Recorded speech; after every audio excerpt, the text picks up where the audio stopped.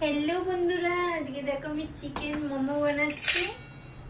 দেখো এটাকে অনেকে এটা করে না, আমি একটু কড়াই নেড়ে নিয়েছি। আমার এই কাঁচা চিকেনটা একদম ভালো লাগে না গো, কারণ কাঁচা চিকেন দিয়ে সবাই ঘরে এটা ভাপে আর কি হয়ে যায়। আমি একটু নেড়ে নিলাম কড়াই, কিছুই দেয়া নয়, খালি মরিচ গুঁড়ো দিয়েছি একটু, আর একটু সয়া সস দিয়েছি, আর দিয়েছি বাঁধাকপি, চিকেন আর ক্যাপসিকাম দিয়েছি।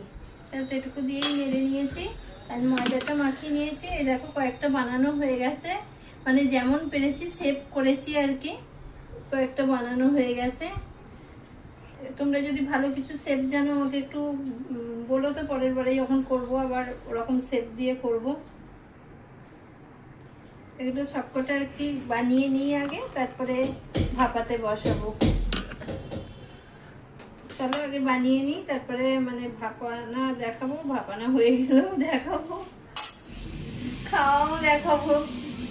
চলো দেখো বন্ধুরা, কিছুটা ভাপানো হয়ে গেছে, আর এই যে কিছুটা আছে ভাপাতে দেব, আর স্যুপটা বানাবো, তাহলেই হয়ে যাবে।